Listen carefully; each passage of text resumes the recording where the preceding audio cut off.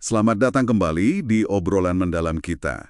Pernah nggak sih Anda mikir, kenapa ya tren manajemen itu semua buzzwords baru, rasanya kok datang pergi cepat banget, kayak ganti baju aja gitu? Nah, hari ini kita mau kupas tuntas bab 6, The Next Big Thing, dari sumber Anda, The Three Tensions.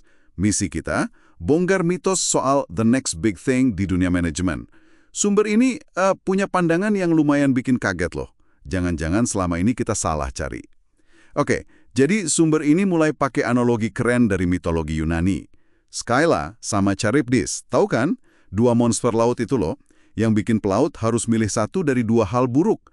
Mirip banget ya sama dilema pemimpin bisnis sehari-hari. Pertanyaannya jadi gini, tren-tren manajemen ini beneran solusi baru atau cuma bungkus baru buat ide lama aja? Nah ini nih bagian serunya.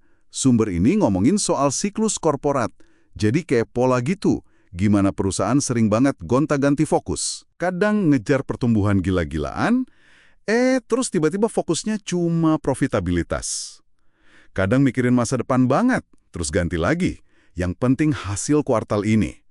Atau antara otonomi unit bisnis lawan sinergi perusahaan. Nah, bab 6 ini bilang, ide-ide manajemen populer itu, yaitu, ikut siklus yang sama juga ternyata. Betul, betul. Dan kalau kita lihat polanya, selama 100 tahun terakhir ini kelihatan banget loh. Contohnya ya, ide diversifikasi besar-besaran di tahun 60-an itu kan fokusnya pertumbuhan banget. Terus di tahun 80-an trennya ganti, jadi perampingan downsizing gitu. Yang fokusnya jelas profitabilitas. Hal yang sama juga terjadi sama ayunan antara visi jangka panjang lawan hasil jangka pendek. Atau otonomi versus kontrol pusat. Jadi kayak, ya tren manajemennya cuma jadi cermin prioritas perusahaan yang lagi goyang-goyang itu aja. Wah, jadi kayak kita cuma ganti obat tergantung penyakit mana yang lagi paling terasa gitu ya. Tapi, kok bisa gitu terus sih? Apa kita cuma latah ikut-ikutan aja? Nah, sumber ini punya penjelasan yang menurut saya cukup masuk akal. Salah satu sebabnya, banyak ide manajemen yang lagi ngetren itu seringnya cuma fokus ke satu sisi dari dilema tadi. Misalnya nih, ada metode yang gencar banget dorong pertumbuhan, tapi kurang mikirin dampaknya ke profit jangka panjang. Atau sebaliknya, akibatnya apa? Alih-alih bantu perusahaan keluar dari jebakan pilih salah satu, kayak Scylla dan Charybdis itu, ide-ide ini malah justru mendorong perusahaan ke fase berikutnya dalam siklus yang sama. Oh, jadi nggak menyelesaikan akar masalahnya ya? Malah kayak muter-muter di situ aja. Tepat. Dan ada isu lain yang lebih fundamental yang disorot juga, kurangnya fondasi yang kokoh di disiplin ilmu manajemen itu sendiri. Belum ada kesepakatan universal soal, tujuan utama manajemen itu sebetulnya apa sih? Terus ruang lingkupnya sejauh mana? Itu juga masih jadi perdebatan. Nah, ini nyambung nih ke kritik soal metode belajarnya. Terutama pendekatan yang sering disebut eksemplar. Anda tahu kan studi kasus yang nyoba nyontek resep rahasia dari perusahaan-perusahaan yang lagi sukses banget? Sumber ini kritiknya lumayan keras loh. Dianggapnya terlalu menyederhanakan masalah. Sukses bisnis kan kompleks banget ya, banyak faktor, termasuk ya keberuntungan juga. Lucunya lagi, kadang pemimpin dari perusahaan sukses yang jadi contoh itu, malah bilang sendiri, wah, nggak sesimpel itu kok resepnya.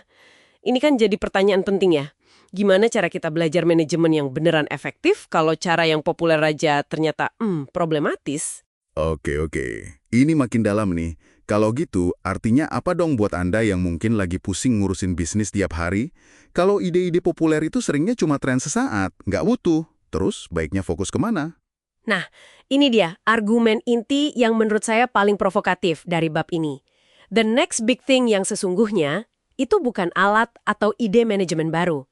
Kalau kita kaitkan dengan gambaran besar dari keseluruhan sumber ini ya, kuncinya itu justru ada pada kemampuan kita untuk meramu. Menggabungkan alat-alat manajemen yang sebenarnya sudah ada, strategi, struktur, proses, budaya kerja, metrik kinerja, secara cerdas, dan yang penting kontekstual. Jadi, bukan sibuk nyari peluru perak terbaru, tapi lebih soal jadi chef yang jago pakai bahan yang udah ada di dapur sendiri gitu ya? Persis, itu dia. Intinya adalah gimana Anda bisa mengelola berbagai tujuan yang sering kelihatan bertentangan itu secara bersamaan, bukan cuma milih salah satu atau kompromi terus yang nggak optimal.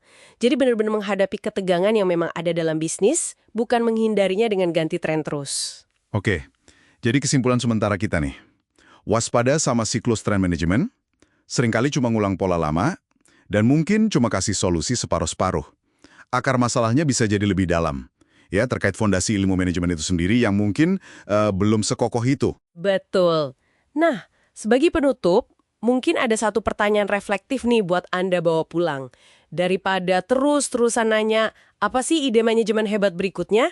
Gimana kalau pertanyaannya kita ubah jadi, gimana caranya saya bisa lebih jago, lebih mahir, meracik alat-alat manajemen yang sudah saya punya dan kuasai sekarang ini, untuk menjawab dilema-dilema unik di konteks saya saat ini, tanpa harus kejebak kompromi yang sebenarnya nggak perlu. Fokusnya jadi bergeser kan? Dari nyari jawaban di luar sana ke membangun kapabilitas internal Anda sendiri. Lebih berdaya gitu.